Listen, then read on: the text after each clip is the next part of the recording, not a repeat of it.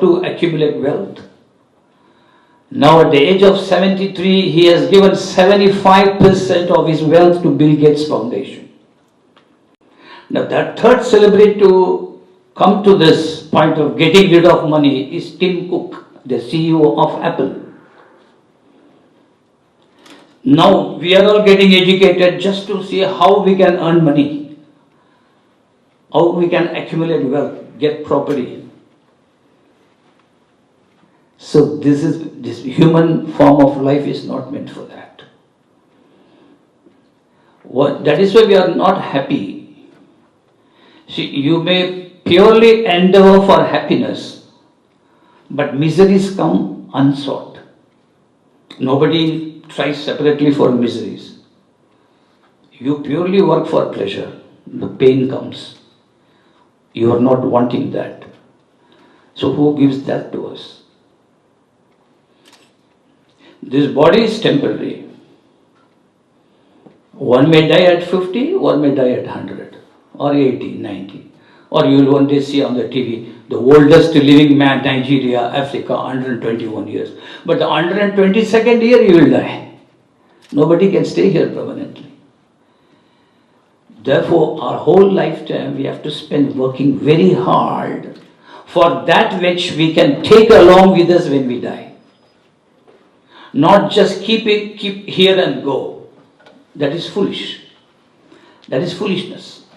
Working very hard, accumulating wealth, properties, cars, and then one day I die, and those things will remain here.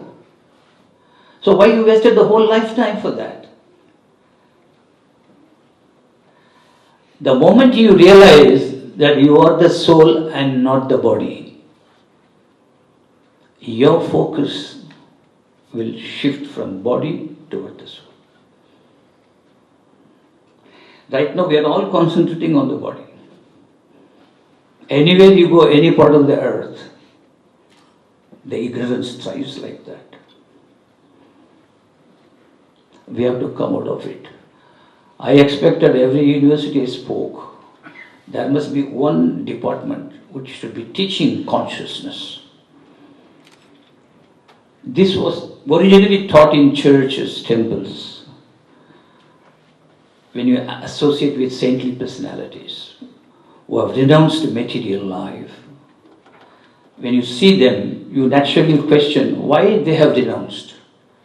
Like, I'm a monk.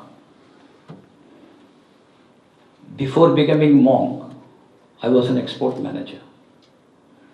I was traveling 6 countries a month. Then, because of some mad dog had bitten me, I became monk. I realized I'm wasting my time. So once I went to the church to attend a sermon in Chicago. That Father Francis noticed me from a distance, my unique way of dressing. When the lecture was over, he approached me, asked me, do I presume that you are also a person like me preaching God consciousness? I said, I'm afraid not. Then what is it you do? No, I do preach God consciousness, but not like you, as you said. Well, what's the difference? I said, you should come over to my place to discuss that. He accepted. He's a thorough gentleman. So I invited him over a lunch. We had a good chat. So he said, you do preach Krishna, God consciousness, but not like me. How do I understand that? I told him, I took out a dollar coin, American dollar coin. And I said, here it is written, in God we trust. It's very nice.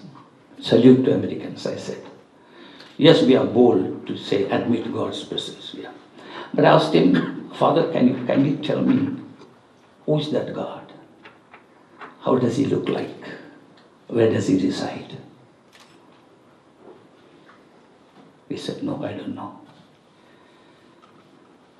I said, the Pope in Vatican knows who is the God?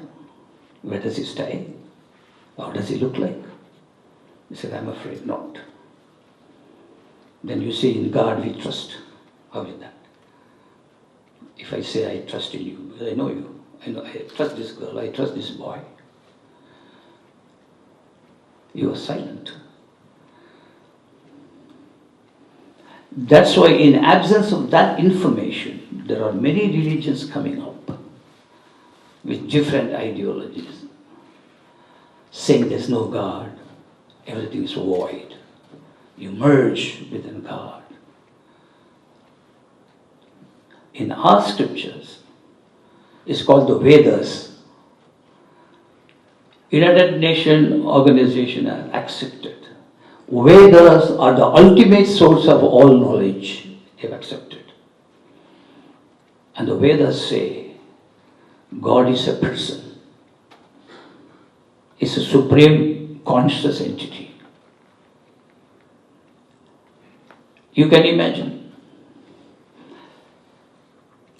with the computer, how much you are playing with, isn't it? Today you can do everything with the computer. So many things you are doing in that. Because an intelligent person like you is programming that computer. The computer has no capacity. So if the whole universe has come up, don't you think an intelligent administrator is there? An intelligent person. Without the guiding principle, intelligence and impulse of a living force, no matter can move. When you see a painting on the wall, when you admire the painting, actually you are admiring the painter. That's why we go closer of all the painting to see who is the painter. So the object of creation is to draw our attention toward the Creator, not just admiring and enjoying the created objects. It's not for that. So if we do away with the Creator, and if you want to enjoy the created objects, then you have to suffer. All our assumptions, ideas, plans, strategies will go useless. When you are young, because a strong body and a strong will, you don't mind about all this. But as you gradually grow older, when you cross 60s and 70s, all of them almost half mad. Before leaving, coming to the US, I was in Britain, Great Britain, UK, United Kingdom, London. So the print media, I saw a caption. 1 in every 4 persons in London is abnormal. So the conclusion is abnormal is normal. Why this kind of pathetic situation? Who created the situation? Despite our facilities, amenities, comforts, everything increasing, economy improving. With all this stuff, you cannot really buy happiness and peace. It has to come from within. And it can come only when you understand your eternal relationship with God. He is the super soul, supreme spiritual entity. We are minute spiritual entity. Just like father and children. When Jesus said, I am the son of my supreme father, it means if the son has a form, if he is a person, his father must be a person. He must be intellectual, super intellect, who runs the whole multi-million universes, not one universe. Scientists are gradually realizing. NASA people said, National Aeronautics Space Administration, NASA scientists, they've accepted. It's all available in the internet. That when the first set of cosmonauts went in the space, they continuously heard a sound. Om. See, that sound was there. It's vibration, it's mantra, it's called mantra. Man means mind, tra means protects. That which protects your mind from decontamination, and that is called mantra. So the Lord and the living entity, their eternal relationship can be aroused only when you chant the holy names of the Lord. So first of all, for that, you must try to bring yourselves to have faith in God as a person. And that is a spiritual world beyond this material universe. That is a spiritual world. To this smartphone generation, it will be difficult for to accept this proposition. But it's an undeniable fact. How will you say it's an undeniable fact? For example, nobody wants to die, isn't it? Ask any person. Of course, forget about the suicide bombers, but they are separate category. Nobody generally wants to die, isn't it? Why? Although we know for certain, and there are a lot of proverbs in English, there is nothing as certain as death, they say. I used to hear when I was a small guy. There's nothing as sure as death. So when we know that, yet we don't want to die. Why? Have we ever questioned this? Can you guess? Why? We know that, one day I have to go. If not today, after 5 years, 10 years, or when I'm 100, I should go. But yet I'll be struggling, trying to collect funds, go to the best hospital, best doctor, spend a lot of money somehow to exist, even though I'll be deformed. In spite of infirmity, I'll just try to put some injection and I want to exist. Why that craziness, that craving for indefinite existence? Yes, madam? People don't want to die because they don't know what happens after they die. But even if they don't know, they have to die. Whether they know it or not, they have to die. Yes. Yeah. But my point is, why I don't want to die? I'll tell you the reason. I don't want you to strain your brain. Because the real you, the soul, has no death. Right. But the problem is, in this mundane atmosphere, in this material body, you can't stay.